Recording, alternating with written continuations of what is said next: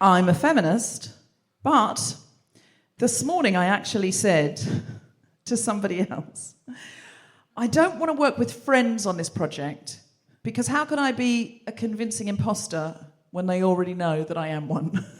That's not an imposter, is it? That's just an incompetent person.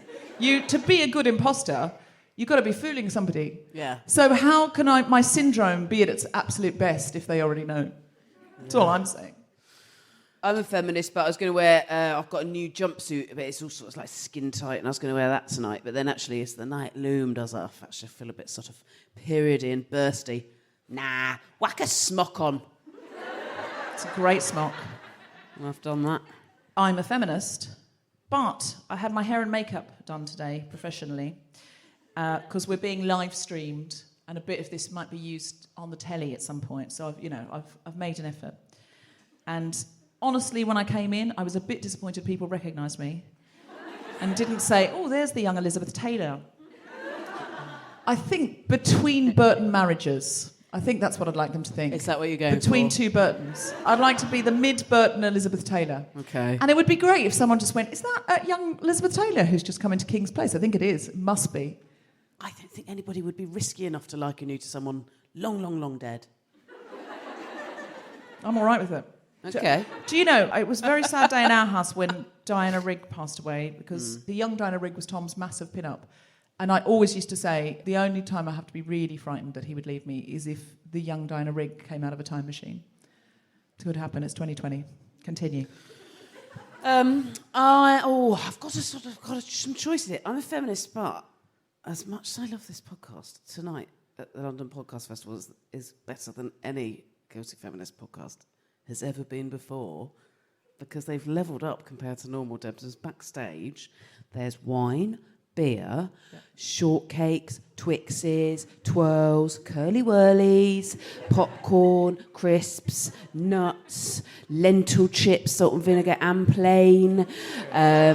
They've got popcorn individual bags that have got sweet and salty in. There's bags of Maltesers, Freddos, Brewdog, San Pellegrinos, Diet Cokes, free mugs.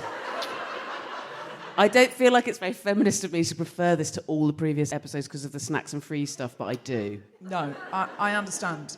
I'm a feminist, but I went on the radio the other day to be interviewed by Evan Davis, the host of Dragon's Den, and I couldn't help but use that time on air to pitch him my Dragon's Den idea for this Christmas, which I think will be a winner. And it's this: Christmas crackers that are 2 meters long. So you can pull and socially distance at the same time. Nice. I think it would work because, I mean, obviously once you're in Christmas, you probably bubbled, let's be honest.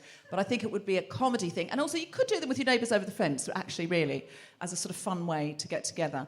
And I pitched this. You could fit loads more treats in, couldn't you, in the main tunnel as well? Yes, Yeah. Absolutely. The more Really favours. long hat. Yes, more favours. Well, what would be ideal is a hat that's so wide that it does also just keep people away from you. So the hat inside is a socially distanceable hat. Yeah. Look, you could brainstorm this with me. I'm telling you, this is a winner for this Christmas. And I told somebody this morning. I said it'd be really good because it would help people remember to stay away from each other. And they said, "Oh, but the environment people will come after you." And I was a bit tired and a bit grumpy. Yeah. And so I just went, "Well, you can't please all of the whiners all of the time." I said that about environmentalists. You can't on the please... radio? No. I'd never say that on the radio. I am saying it on this podcast. It was just what came out of me. It's not what I really feel or think. Right, yeah. I was just a bit sleep deprived and I was a bit annoyed by them not loving my idea and complaining immediately. I'm a feminist, but on the way here, where there was a very young, glamorous, beautiful, but so hammered lady trying to open the barrier gates, the beeper through us at the tube, with a small tube of BB cream. I'm going, why isn't anybody helping me get through? When I sort of watched her for a bit, because that's fun to watch, isn't it? And then, and then when I realised that there were plenty of staff around, but none of them were helping her, I thought, good. Wow. I mean, I mean, you've saved the worst one up for last there, Yeah. haven't you? Live from King's Place in London, not in pyjamas, the Spontaneity Shop presents The Guilty Feminist with me, Deborah Francis-White, guest co-host Jessica Foster-Hugh, and our very special guest, Katie Melua, talking about finding joy in starting over.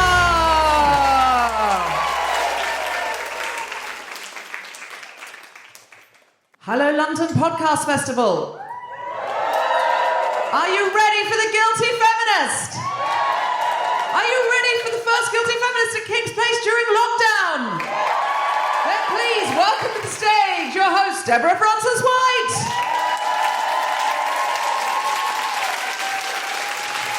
Hello, hello, hello, hello, hello. Oh, it's so nice to be back. It's actually making me feel a bit tearful to be back, to be honest. The last show we did was here, and we've been gone for 6 months, I think. We've done 2 live shows in a quad in South London, which was so lovely at the New Normal Festival, but it wasn't here because this is where we've always had our residency, and we've toured everywhere, and we've played, you know, the Royal Albert Hall and the Palladium and all of these incredible spaces. But this is definitely our home, and Zoe has always made it feel like our home, and all of the wonderful staff here, Ruth and everyone who works here. So to be back here, it does feel like a little bit of old normal, and it's really, really wonderful. Thank you so much for coming out. So hello, excellent. I'm just saying there's photo opportunities from both sides at the moment. We have a photographer there and a photographer there, and that's very discombobulating for me because I know my angles. I can throw to one, but not 2 at once. I can throw to you, sir. Hello. And I could get one. Do you want one that's more natural? Thank you. I've been taking dance lessons while in lockdown. I think you can tell. See the way I did that? It's just a little bit more. Do you know what I mean? A little bit more from the core. Everything's from the core now. That's changed. I've had time to learn to plie and, more importantly, releve. Pulling up from the knees. Yes, I know. Come back for the Christmas show, should God bless us with one. And I'll be able to do a series of pirouettes. I'm not. You think I'm making that up? I'm not. I'm working towards a pirouette. But even as I am working towards a pirouette, my dance teacher and I have decided by Christmas I'll be able to do one. But I thought it wasn't enough. You know that thing that you get as a woman? This is genuinely true. As I was ad-libbing that, because obviously I hadn't planned it, as I was ad-libbing telling you that, I thought, my brain went, a pirouette's not enough, say a series of. And I said, a series of pirouettes, which I will not be able to do. But now I feel like I have to because I've promised it. So I've just upped my ambition. And so sometimes as a woman, feeling you have to be better than you are can make you better than you are. Because as women, we do tend to overpromise in a world that underdelivers. There's feminist t-shirt slogans coming out all over the place at the moment, out of my mouth. Has anyone got a feminist t-shirt? Yes? What's yours say? I define me. I like it. I like it a lot. And I can see it. Oh, it's under your hair. Yes. No, don't get it out of the way. You define you. Anyone else brought anything feminist with them? Not even a person? Oh, is that your wife, partner? Your partner. And you're pointing at her as I've brought something feminist with me. Okay. In a very real way, though, sir, what we've done now is we've taken the idea of ownership out of marriage. Oh, I'm so sorry, I've imposed marriage upon you. It turns out I'm wrong. But that's the idea of the guilty feminist. We are learning, we don't have to be perfect to be a force for meaningful change. Are you ready for the show? Then please welcome to the stage one of your favourite co-pilots and mine. It's the incredible Jessica Foster-Hugh!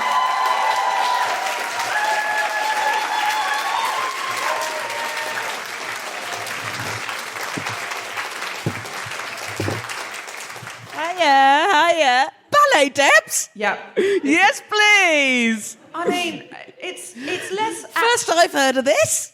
It's less actual ballet. It's more Right. like... It's a bit more like musical theatre dancing. And sometimes I've got 2 dance teachers. Shut up. And one can't handle me. Because I want to do it every single day. And It's a lot. presumably this is over Zoom. It has been Yeah. for nearly all of lockdown because I thought that'll get me out of bed if I'm dancing. I was genuinely terrified, Fascinated Jess, as to how that one I would- teaches one ballet over Zoom. Well, it's not really I think I'd be unhandleable. Ballet's an exaggeration of what it is, I think. You said a series of pirouettes. I have know, been listening. I really regret it. I told you my thought process as I unpacked them for you. That Yeah. it's almost like my mouth said it.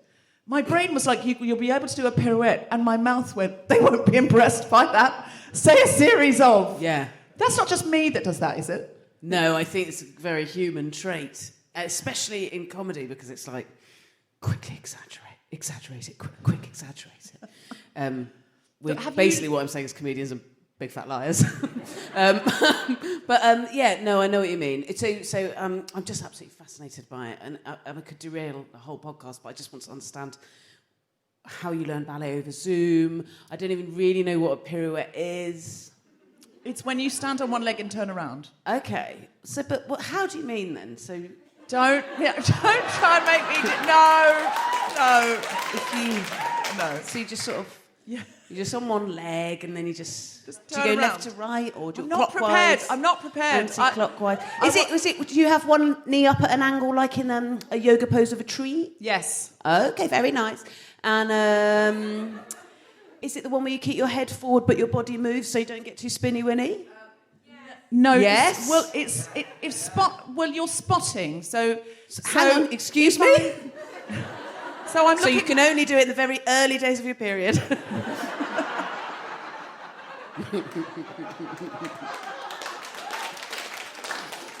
No. So I'm looking at that H on the screen there, Yeah. and I have to keep looking at that as much The as one I in the can. middle, the one in the middle that looks like... and then You're about to when give I it a get kiss, around actually, here, when I isn't it? can't Looks see like it you're about to anymore, I give it a spin kiss. my head Right. so I can quickly see it as quickly as possible again, and ideally my body will follow.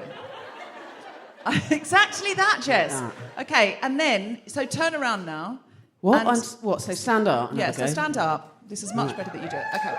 Great. So you're looking at the H, you're looking at the H, you're looking at the H, you're looking at the H, you're looking at the H, spin around, so put head around. That was good, that was strong, that was strong. But I think your body came first, so the trick is your head just gets round and just let your body come. Sorry. Follow, let your body follow. Right. Let your Let body your follow. body come first. Just let your body come. It's- Don't get too in your head. Okay. By December. That's the closest I've come to doing ballet. I was thrown out of ballet age 3. Thrown out, why? Yeah. Too shit at it. They can't have said Yeah. that. No, it took me... I started when I was 2, and All it took me... 3-year-olds are shit at everything, but they think they're brilliant. I mean- That's the joy of being 3. I was already really hench. I was a tank, and the teacher said to my mum, my mum did ballet in her 20s, and she's a ballet person, proper mangled toes from doing all the standy-uppy bits and that. I think that's the technical term. Yeah. Yeah, the ballet teacher took my mum aside and said, "For Jess, have you thought about rugby?" Have you thought about rugby? I think she said football or something. A But yeah, it 3-year-old. was. I was so clumpy. I think that these are the things that we take with us and define us. Because I had a similar thing, but I was 5, and my sister and I did gymnastics, and she was 4 years older, so I was in the Littleys. And this was I don't think I've ever told this story on the podcast before. It's amazing sometimes. I think I've been talking on this podcast for 4.5 years, and I still think of a story I haven't told. But this is a defining story of I've started doing therapy. Another one of my lockdown things, because I've got time, I'm in the one place, also on Zoom. And I've decided it's just the way you make your origin story. It is. It's like Spider-Man. Like, why is he Spider-Man? I don't know. Why is Batman Batman? Because someone killed his parents and now he's a vigilante or whatever. Have you told your therapist that you were bitten by a radioactive comedian when you were a tiny baby? It was a radioactive feminist, thank you. That's a lovely origin story. Yeah. So, this was the thing you had to do in your exam. Get up on the beam, walk the full length of the beam. Right. And when you say get up, any way you like, or Well, you're meant to hoist Sort of hop yourself up, up. like, Yeah, hop I'm up. sure there was a way of hoisting yourself Yeah. onto the beam. sort of one end of the jimmy beam. yourself up? Do us actually like a pirouette almost at this end of the beam. Just Right. spin, not all the way around there. Walk back, Yeah. squat, Very demure. A squat and turn. Squat and turn. A stand up. Squat. Quick shit. No, walk to the middle. Turn. No, sorry. Jump, land, the way that gymnasts land, where they just go, ooh, and they probably stumble a bit and then cry. Yeah. But it was in a gymnasium and all the parents were there, so you were examined publicly. And I was 5. Like, you look back, I mean, everyone did it, so there I go. So I get up, do my walk back, my squat, my jump perfectly. I mean, it probably wasn't perfect, but it was certainly adequate. I did it throbbingly adequately. And I was very pleased with myself. And then they said, one of the examiners, there were 3 examiners, one of them was going to get a cup of coffee. Could you do it again? I think, can't the other 2 just go, she's 5, she did it, it's fine. Yeah. So I was so thrown by this that I was like, what? I thought I'd done it. So I had to get back up, and I was so thrown, I fell off onto my back. And my teacher had to come and scoop me up and carry me off dramatically. And everyone in the audience made that noise. And then my mother said, I don't think you should do gymnastics anymore because you're going to seriously hurt yourself. And so that's when I was sort of told, you're just not a very physical person. Whoa. Yes. Yes. Like, it's dangerous for you to do those things. And I think after that, my mother always thought, I remember her once on a school trip saying, please watch Deborah, she's very accident prone. But that sticks with you, and you decide you're that kind of person. It changes the nature of your confidence, and the things that you hear you're good at, you want to do those. And so after that, I was not interested in doing PE or anything like that. I was interested in... But do you know what I got really good at? Getting out of PE, and that is a life skill. Because I can get out of things very well, and I think that's sometimes very much more useful than jumping over things. Because I'm so rarely called upon to hurdle in life, but to get out of boring situations the whole fucking time. So in a very real way... Pirouetting socially day in, day out, Deb. This is The Guilty Feminist, the podcast in which we explore our noble goals as 21st century feminists and the hypocrisies and insecurities which undermine them. I'm Deborah Frances White, with me is Jessica Foster-Q, and we are talking about finding joy. Yep. We're talking about finding joy and slightly thinking of the angle of finding joy and starting over. Sometimes you have to reboot your life. And how do you find joy in that rather than be thrown by that? And I think it's a really good question for us in 2020 because there's been so many ways in which we've had to reboot everything we do, the way that we do it. Some people where we live, some people the job that we are able to do or not do now, or the way in which we're able to communicate with those we love the most. And what's, I think, most heartening about it is how we have found joy. Human beings are very malleable and we will find joy. And feminists are people who aspire to change. The whole gig of feminism is, can we change things? And can we make them better and more joyful? That's its whole raison d'etre. If you're interested in keeping the status quo alive, then you're not really a feminist.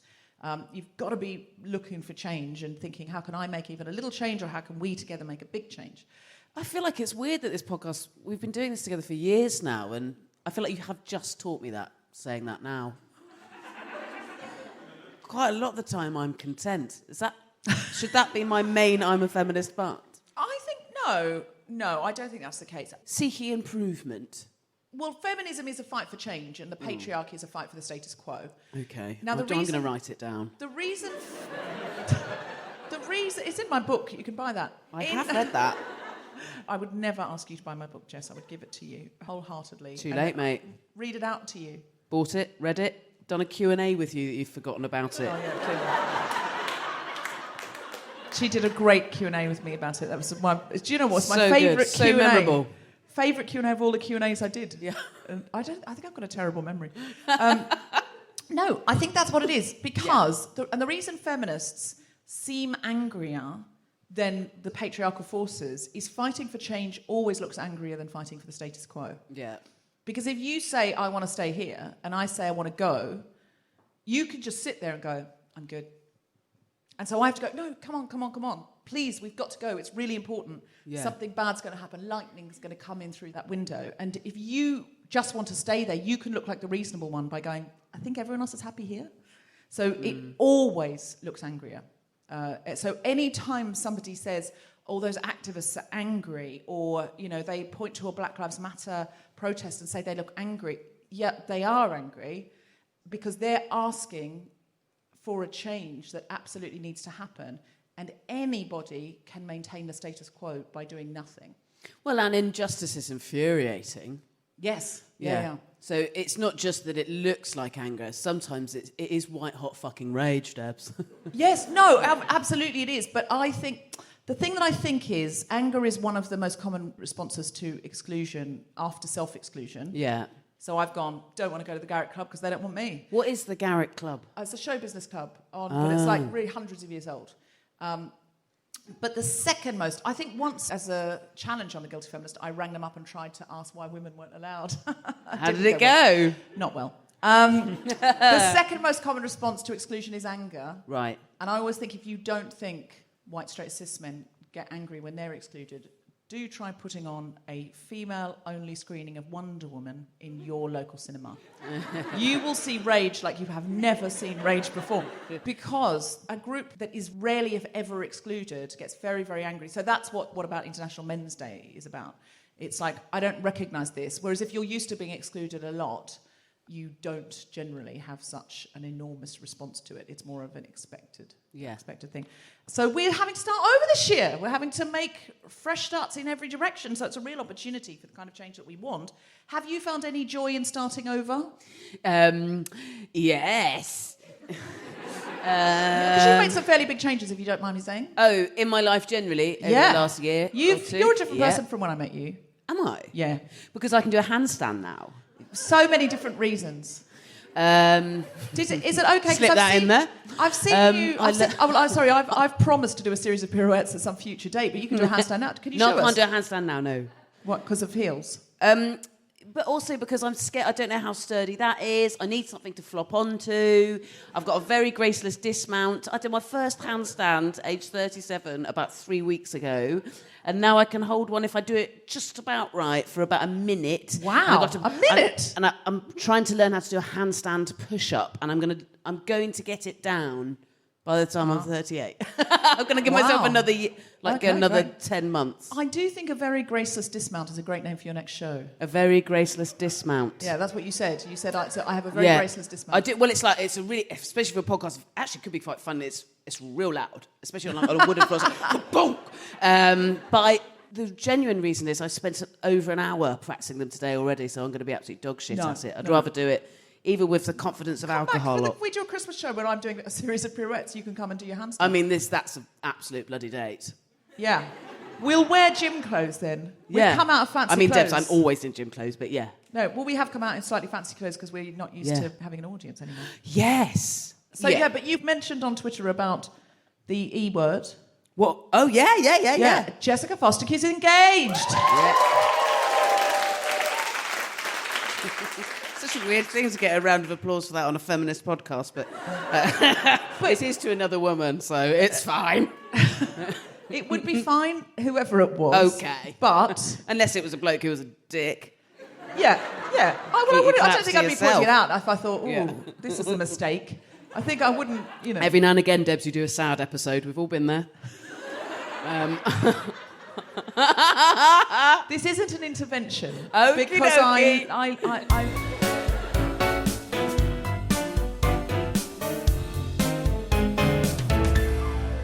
Would you like to see some stand-up comedy? Then please welcome to the stage the incredible Jessica Foster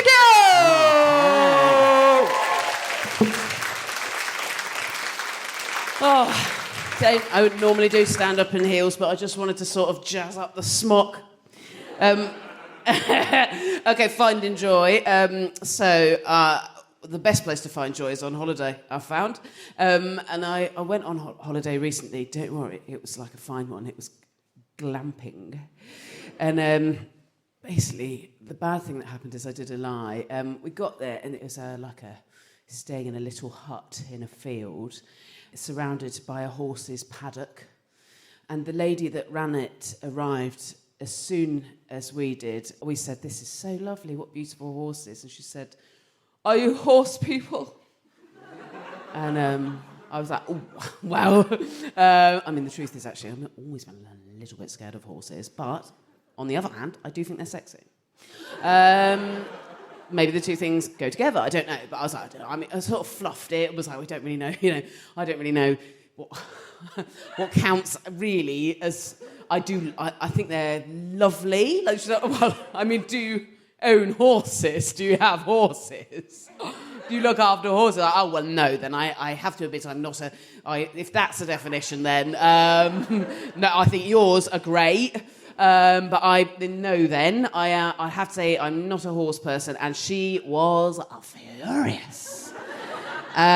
Should have really popped it on the Airbnb thing, if I'm honest, that only really horse people were welcome. And then to sort of soften the blow for herself, she said, "Are you dog people? Are you at least a dog person? Are you a dog person?" Now, don't get me wrong. I don't hate a dog. I really bloody love a dog. I've had a dog in the past. I have had a dog. I haven't got a dog now. I haven't got one now. In fact, if a nice dog walks near me, I will ask, and then I'll have a touch of it. I do like a touch of a dog, but if you're going to say to me, like, "Oh, what type is that dog?" Don't know, don't fucking care. Do you want to have a look at a picture of your dog? Probably not, sorry. I'm medium about dogs, actually sort of medium to warm about dogs. Absolutely not a dog hater, no hate for the dogs. Sort of a pretty, sort of warm ambivalence about the dogs. But this time round, I just went, yes I am. Yes. Because where was it going to end with this woman? Are you a cat person? Surely you're a cat person. Are you a cat person? They're so easy, they even clean up their own mess. Surely you're a cat. You're not a cat person. Are you a fish person? At least be a fish person. You're a fish person. A couple of flakes of food a day. Come on, surely you're a fish person. Are you a tapeworm person? Surely a tapeworm person. Until you're nearly dead, you don't even know you've got them as a pet.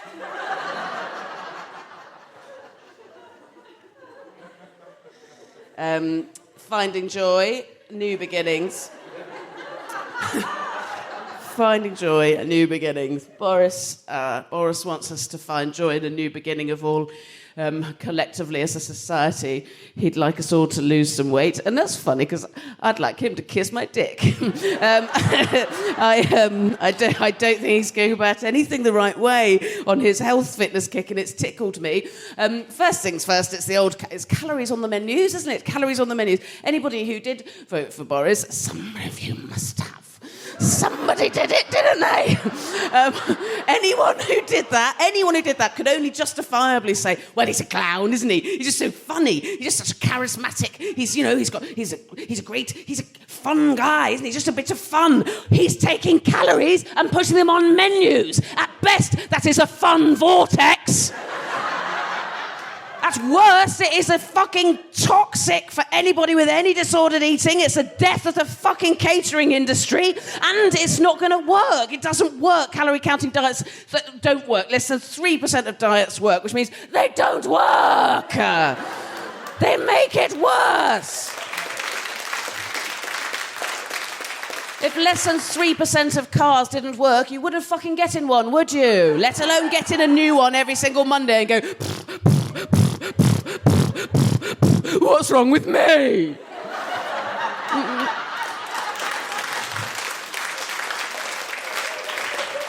But the worst thing about encouraging calorie counting is that all it does is make people utterly obsessed with food. It makes people obsessed with food. If you want people to do less of something, don't make them obsessed with it. We want to cut down on violent crime as well. What's he going to do? Give everybody a gun, a gram of coke, an injection of testosterone, and a list of everyone who's ever fucking wronged them? And don't get me wrong, there's types of exercise I absolutely love. I feel very privileged to have found things like weightlifting and handstands that bring me joy. But he wants everybody to... He's just done an advert for running. I don't know if you saw it. He did a little video, a hopefully viral video advert for running. What he does in the video is he walks a lot whilst talking about running. We've all got that far, BJ. He talks about running all the way through the video whilst he walks. And he says in the video, the advert for running, he says, I get up first thing in the morning and I go for a run, and then that's the worst bit of my day over.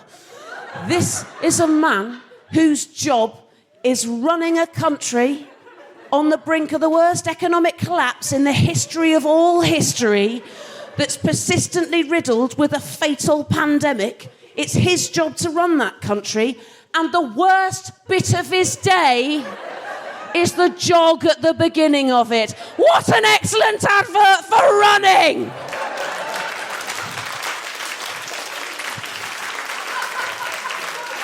He's a turd. He's a turd man. I've lowered the tone so much that I'm going to leave the stage. Thank you. Jessica Foster, everybody!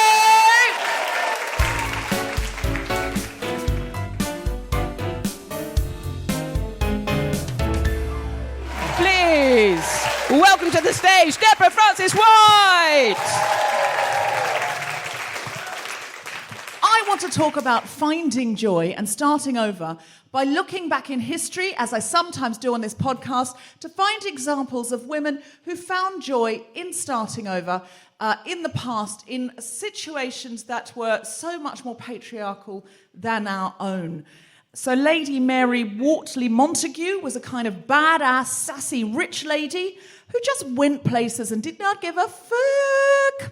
She taught herself Latin, eloped with, and then from her husband. She travelled around, wrote letters, had 2 children, and she was out paying morning visits 3 weeks after the birth of her daughter.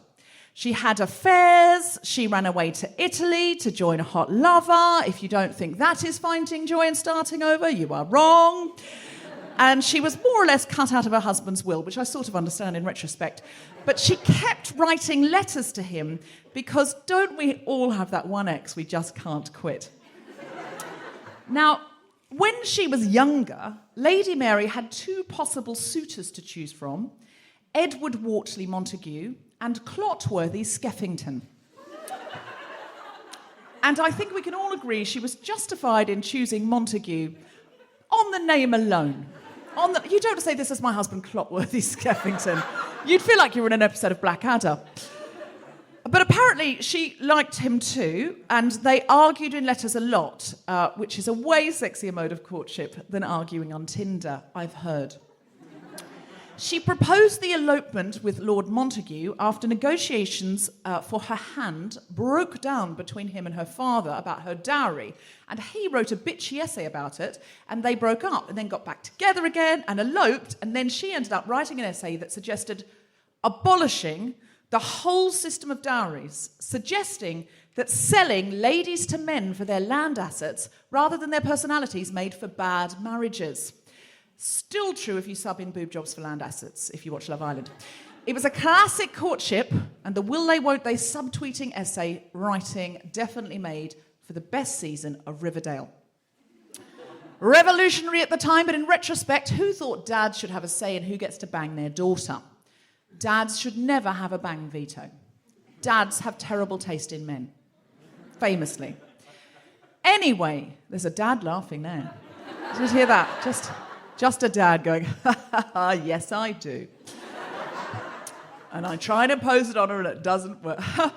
It's hollow laughter. Anyway, she travelled around with her husband's diplomatic missions all over Turkey and North Africa and various other Orient-based places, as they used to be called and now aren't. Looking at things, writing letters to people, back home about them. She was like a 17th century vlogger, if you are in the audience and a young person. In her later years, on her return to England, she had a passionate emotional affair with and then friend-zoned Alexander Pope, who got his revenge by bitterly calling her a lesbian in a poem. So it's nice to know some things don't change. And by things, I do, of course, mean men. She ended up dying of a terrible disease, having lived a life so colourful and intense, it's like one of those peacock mantis shrimp that have so much power they boil water and explode crabs with a punch as hot as the surface of the sun. Most importantly, and most topically, she brought the first version of smallpox inoculations into Europe and argued for it so effectively that it was adopted, bettered, and became a thing that some people do about diseases, even to this day. Vaccinate some people. You could say she was a pioneering feminist, a wonderful writer, and an extremely admirable lady if you ignore almost everything about almost all of her attitudes about almost everything. She wrote about her travels all over the Orient, in inverted commas, her sexy naked time with sexy naked ladies in Sofia, Turkey, comparing the freedom of conversation for women in the bathhouse with men's intellectual forums in the coffee houses of the time. She hung out with a pasha called Ahmed Bey in Belgrade, who was more polite than, I quote, many Christian men of quality. Take that, many Christian men of quality. She was certainly both determined and brilliant. Eventually, she succumbed to the fate of all brilliant and eccentric egotists, which is to be sniped at by bitchy society dames and called ugly in Italy by Horace Walpole. In her Turkish embassy letters, Montagu wrote that she had learned that Turkish women had property rights denied to English women, even aristocratic ones. She was also impressed by Muslim women's right to privacy and lauded the wearing of the veil as a tool for the freedom of women and a way to move freely around the city and have anonymous affairs with men. Anonymous to the men too, which is a baller way to offend both Christian and Muslim religious Moors and to invent a crack team of 18th century Turkish stealth sex commandos that would be a better movie than any Hollywood blockbuster reboot ever made. My favourite quote from her letters, and I think quite possibly the best bit apart from the sexy lady Turkish bath time soft porn scene, is where she describes how she tried a face peel in Turkey and had a bad reaction.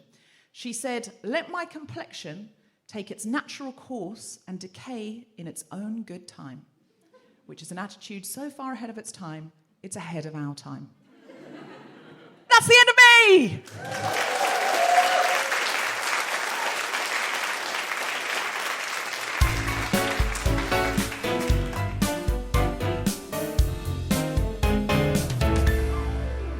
Hello, Guilty Feminists. This is Deborah, briefly interrupting your podcast listening with some news about a campaign we mentioned on a previous episode.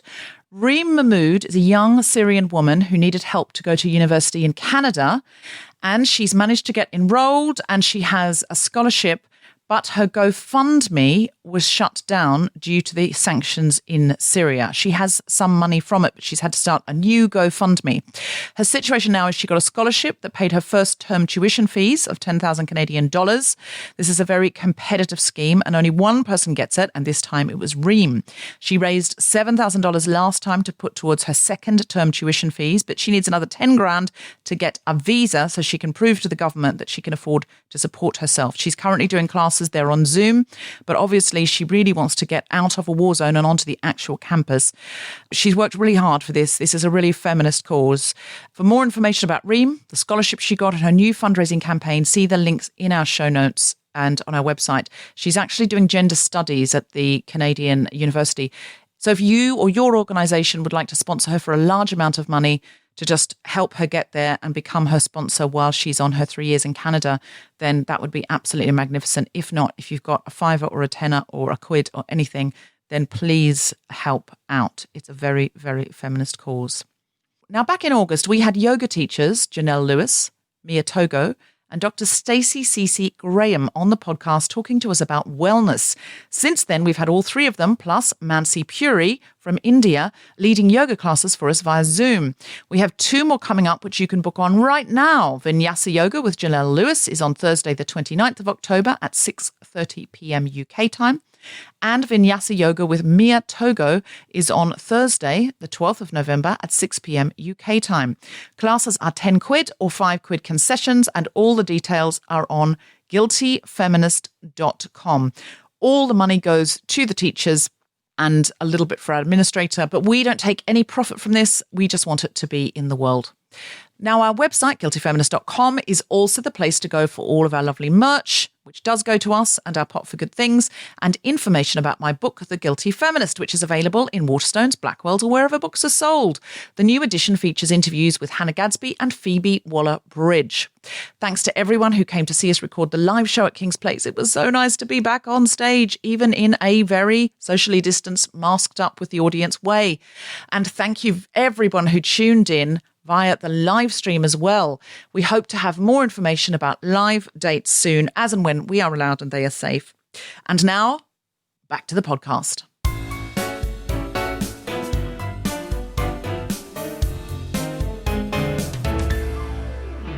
Our guest today is one of Britain's most successful recording artists of the millennium, selling more than 11 million albums, 1 million concert tickets, and receiving 56 platinum awards. Put your hands together and make excited Guilty Feminists woohooing noises for the incredible Katie Melua!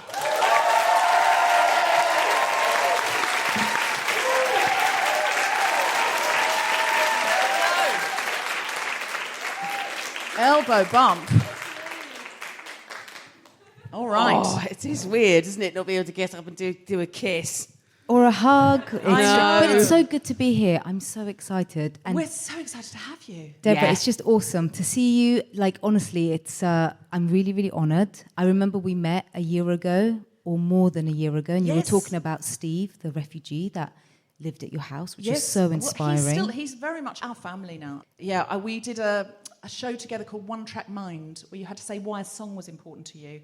And I talked about Hey Jude, which is, I think, a piece I did on the podcast eventually. And you did a brilliant, brilliant piece as well. And I was just, like, blown away by you.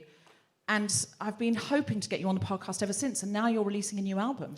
I am, and I'm so delighted to be here. And I wanted to talk about the starting over theme and Yes. the finding joy theme because, for me, I was very fortunate when I got to release my first record at the age of 19, and it was really remarkable because it sold incredibly well. I got to tour the world, and with that, doing it at such a young age, of course, there was a huge amount of pressure to sustain it and to make it even better.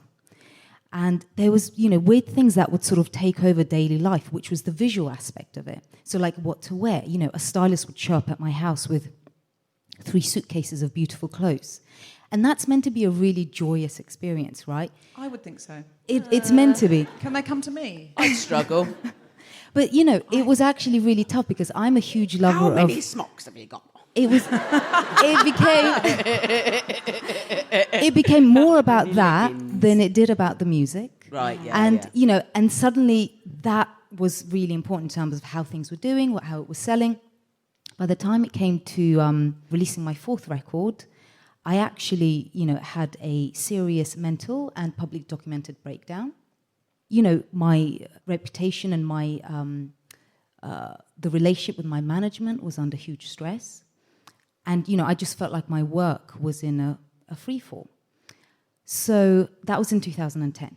And since then, I've just been, really working on starting over. I've surrounded myself with an incredible group of people who are, very conscientious, who are very family focused, and who let me do the work that I really, really want to do. And I know I probably shouldn't say let me, on this feminist podcast, but it just means the world to me to have that support and to essentially pour my energy into study because the English language means the world to me.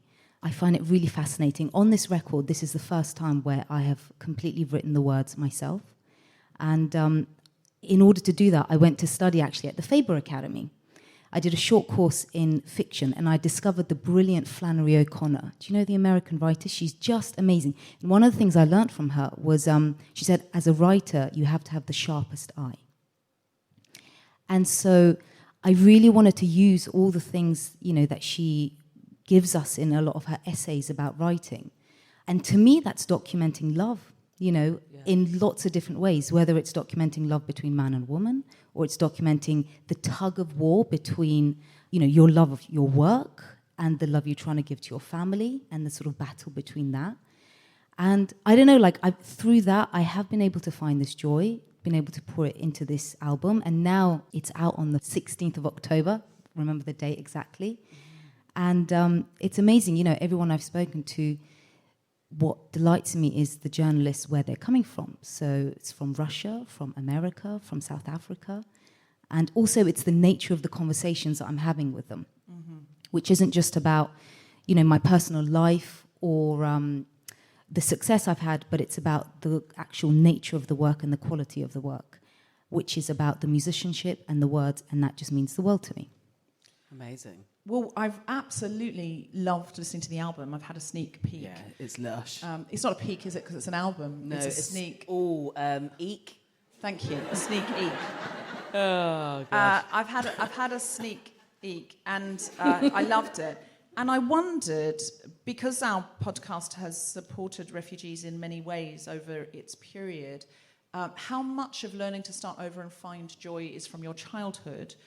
Because we've talked before about your family not being refugees per se, because refugees are fleeing and they're having to rely on someone else to let them in and show that humanity. But you and your family got out of Georgia before you had to do that. Yeah, Georgia in 91 was going through a civil war from the breakdown of the Soviet Union. And so the country was at a complete standstill from 91. We left in 93. And my parents, I mean, we were really lucky. My dad's a doctor, so he managed to get a job in Belfast in Northern Ireland. And so we moved, and they were about 35 at the time. So can you imagine, like, the courage it must have taken to take me, who I was about 8 years old, and my brother was 1 year old. And we moved over to Northern Ireland, didn't speak a word of English. My dad did, of course.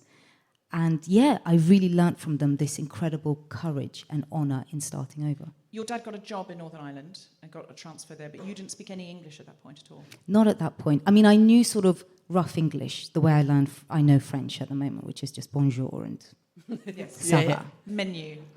Exactly. Tourist textbook. Yes, Où absolutely. est la piscine? If you needed the swimming pool in Paris, you'd be fine. The thing is, I know how to say où est la gare, but then when they turn around and go, Oh, I'm better at understanding that. and I'm no, like, I don't know. Deborah, that actually was like 3 rows down on the left, and then it's basically on your right behind the big blue lamp post. okay, is that so what I said? Okay, actually good. fine at listening. But Okay. it is, Oh no, yeah. I'm the opposite. But turning up in Belfast as a child, 8 years old, and was that scary for you? How much of that do you remember? I remember a lot of it. The thing is, in Georgia, we had an impression of the West. So we'd seen films and movies from the UK, from America. We'd seen Freddie Mercury, you know, dancing in his music videos. But had you watched Ferris Bueller's Day Off and then you turned up in Derry Girls? No, I hadn't watched that one, but I'd watched Eddie Murphy films. and so I kind of expected So coming to Hollywood. America. Coming to Yeah, I America, did. coming to Belfast. Exactly. Yeah. But honestly, it was incredible because we didn't always have electricity that worked in Georgia. We didn't always have water. So moving to Belfast, turn the tap on and water comes out. That was miraculous. And so the fact that that little detail just makes you so happy at the start of your day. And then I'd go to school, and the school was really colourful.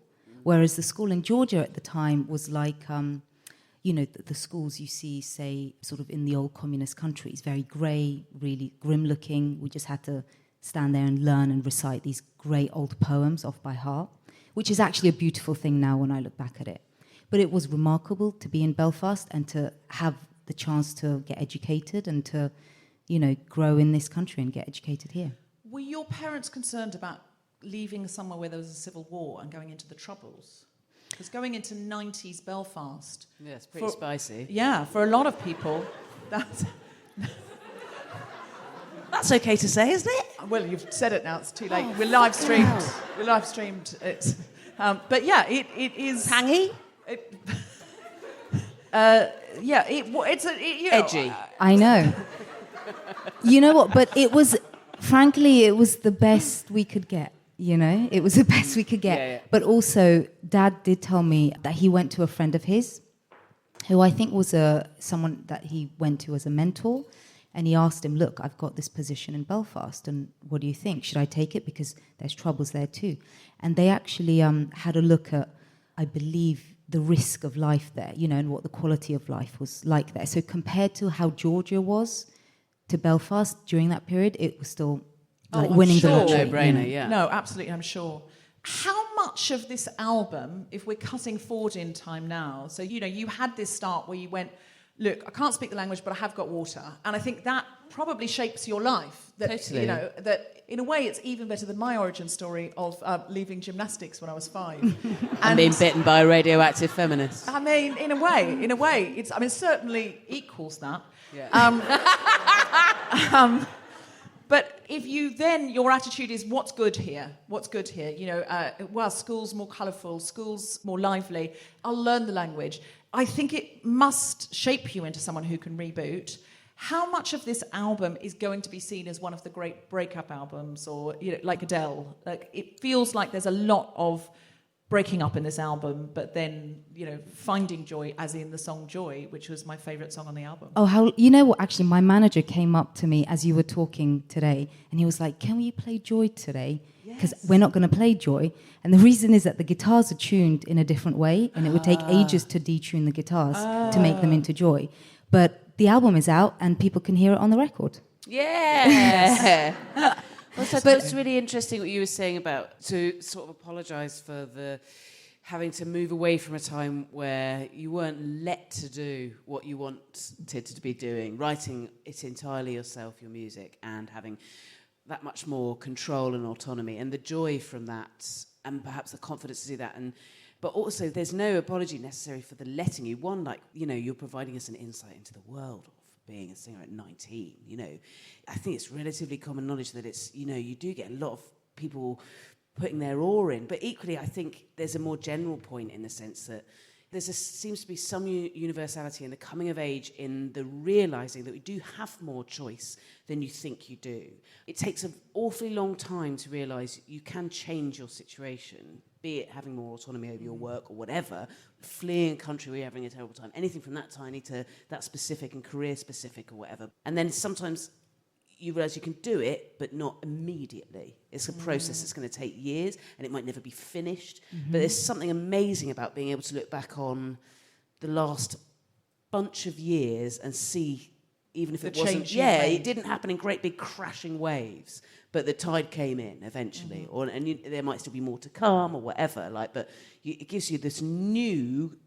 Absolutely, point, yeah. Weirdly. And it's so wonderful when you dream of something, when you dream of doing something. And for me, that was, I mean, when I was in Belfast and a young kid, I remember the first time I went into a library and I was gobsmacked at the fact that I could take away 6 books for free and that they trusted me. And I thought that was just remarkable. And I think back at that time and like how much learning the language, how much the love of communicating, and actually really what it gave me to be able to do that. It really just changed everything for me. And I feel like singing songs is about, you know, bringing those words to life and bringing that imaginary architecture to life. And so, 6 years ago, I was dreaming of making a record where, you know, my love of words would be much more in it. My observations of love and life would be much more in it. You asked about, you know, is this record about separation? And it's something that I've been through recently, and I can't avoid it. You know, it is something that has been part of my life, and I have to face it. But I sort of think about, well, how can I do it gracefully and also beautifully? Because I am quite an aesthetic. Like, I want the music to feel and sound beautiful, and for the listener to be engulfed by love, if the music is about love, but for it to be honest and honourable. Mm-hmm. Yeah. Well, that really comes through. And I think learning English as a second language, well, I always think with Steve, his English is incredible. He'll say, oh, yeah, he had a very avuncular energy.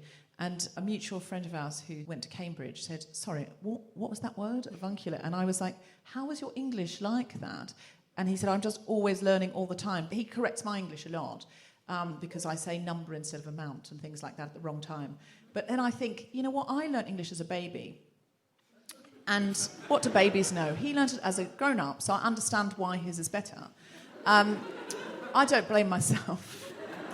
And I think sometimes you can become a wordsmith because you've had to ask what each word means and then look at it and pick it up. And when you learn mother tongue, some people don't think about the language they use at all. They just open their mouth and whatever comes out, comes out. And what they mean comes out. That's a very beautiful story about going to the library and the concept of a library being a beautiful one for you because it was about trust, which I've never thought of because I was taken to the library since, you know, I was very small and we always went to the library and that was just what we did. So I never thought they're trusting me with these books because I was trusted with books before I understood the concept of trust.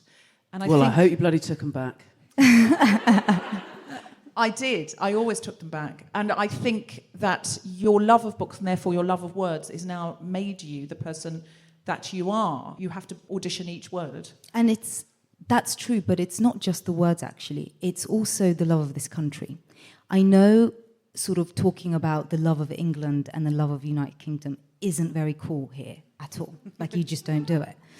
But as a foreigner who came here when I was 8, the sound of how people talked and the politeness and the subtlety and the grace of the nature of, you know, this country is just... It's delightful from my perspective. There's a song about that on your album. Oh, which one? Which one did you... It's called... Is it? I think it's... English Manor? Yes, English Manor. Manor. The title, yes. But I actually created a fictitious story about a love triangle on that one. So it is worth checking out, yeah. because we're going to... Would you like to hear a couple of songs from Katie's album? Excellent. Are you allowed to tell us which ones? Yes, I'm going to sing A Love Like That and Your Longing Is Gone. I'm so excited. Yes, please.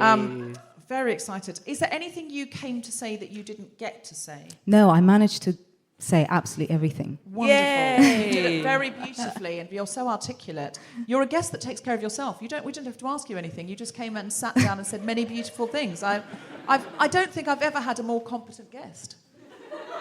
Have you? She just took that and just said many beautiful things. I know, it's really beautiful, actually. I felt very relaxed. Yeah. Everyone must buy the album. Could you tell us the name of the album and where we can buy it? The album is called Album Number 8. You can get it on all the usual online places, including my website, katiemelua.com. Wonderful. Glorious. Album number 8. Download it the second that you get home, if not before. The only reason you're allowed to get your phone out is if you're going to download Katie Melua's album.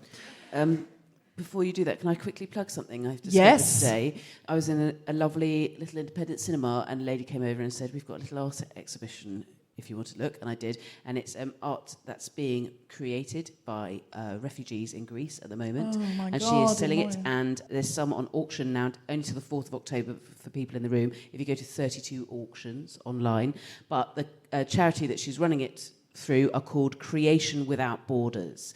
And she says that there will always be refugee art from Greece for sale from the charity called Creation Without Borders. And also all the money goes to making sure that refugees in Greece at the moment, can have access to the equipment to make art and time, space, etc. Wonderful. And then, yeah. I saw some incredible art at a school in Moria that some young people had done. And now we're going to do an episode on this coming up, that the camp in Moria has burnt down, and 13,000 people who were already in the space for only 3. They were already in inhumane conditions, but supported brilliantly by incredible grassroots organisations. That's burnt down and gone, and now people are in car parks and on the road. So anything you can do to choose love at the moment and give to choose love, and pressure your MPs and other European countries to just even choose a scrap of humanity, never mind love, then please do. And that sounds like a wonderful thing to support. Do you have anything to plug? I've got a podcast all about eating called Hoovering. It's brilliant. You should listen.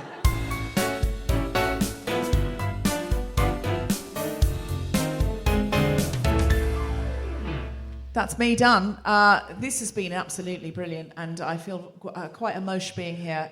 Katie Melua, and sorry, we should say who's accompanying This you. is my brother Zurab Melua. Hello! He's, Oh my God! he's in the band, so thank God he was able to come out tonight. Yes. Oh, well, that's wonderful to have you. I'm glad I asked who he was. Didn't just think, that's a man. You're Katie's brother. Oh, that's lovely. Okay, well, we'll ask your stories another time. Katie, take it away. Thank you so much.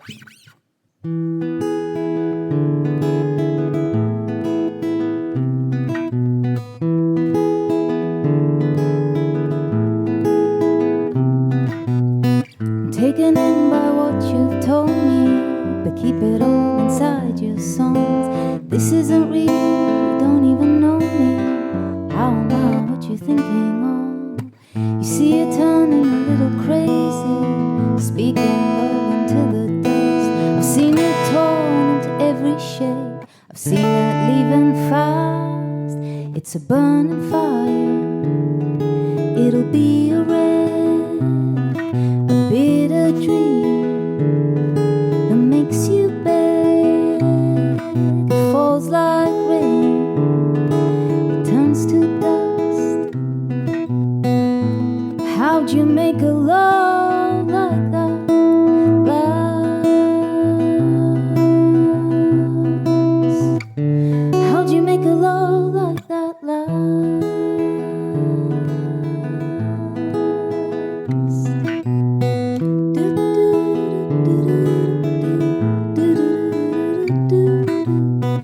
If you wanna know the answers, yes, I want you for my only one. Everything feels inside out, my blood is burning in the sun.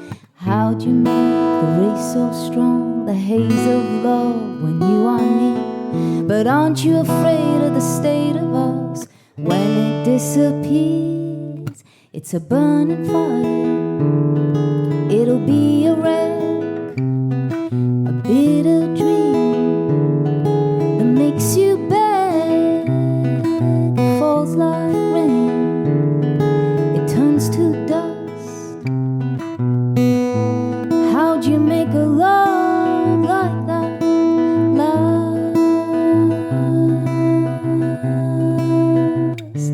How'd you make a love like that? Last.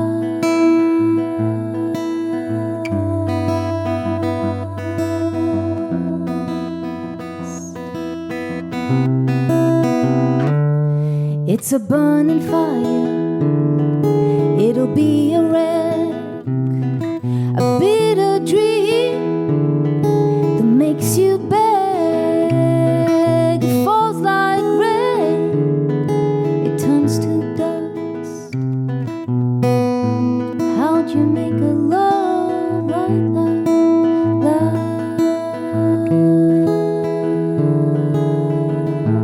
How'd you make a love like that? Last.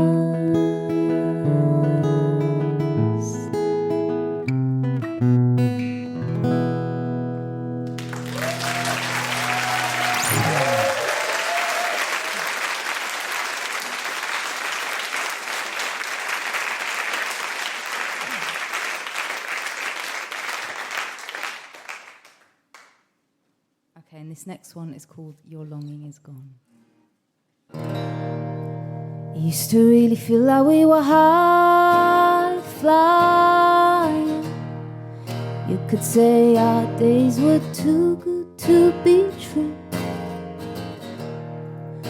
I loved it when you showed me that inside you were dying. Like I had to answer that pull from you. And then the leaves changed shades and up they flew. Your longing is gone. Now don't go trying to force it. Your longing is gone. I'm gonna leave with the morning dew.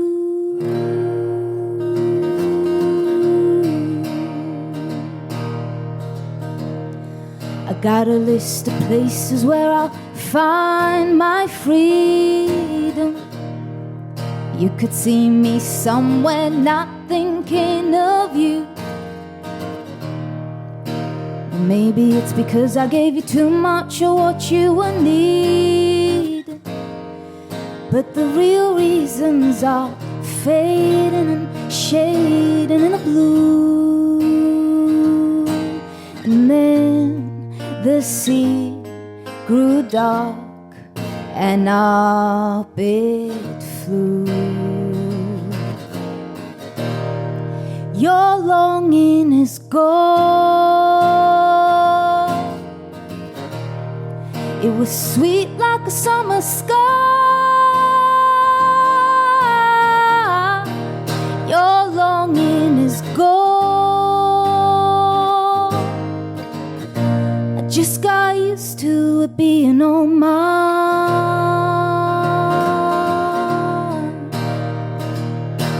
For a while we were the only thing that mattered in our lives.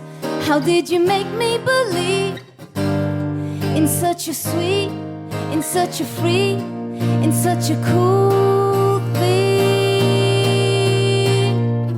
Your longing is gone. Now what's there to do? Your longing is gone. I'm gonna leave with the morning dew. Your longing is gone. I'm gonna leave with the morning dew.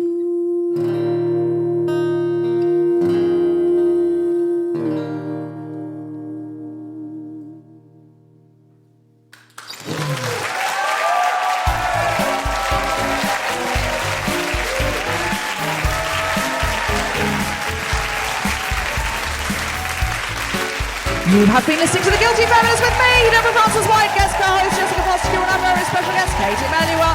Music was by Mark Hodge, the producer was Tom Salinsky for The Spontaneity Shop. Thanks to Zoe, Becca, and everyone at King's Place, as well as all of you for listening. For more information about this and other episodes, visit guiltyfeminist.com.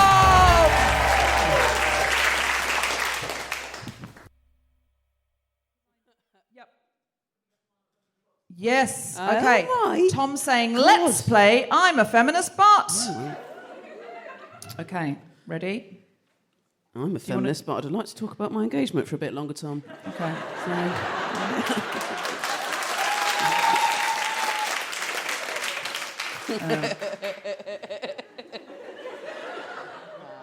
Anyway. I'll do one about your engagement. Okay.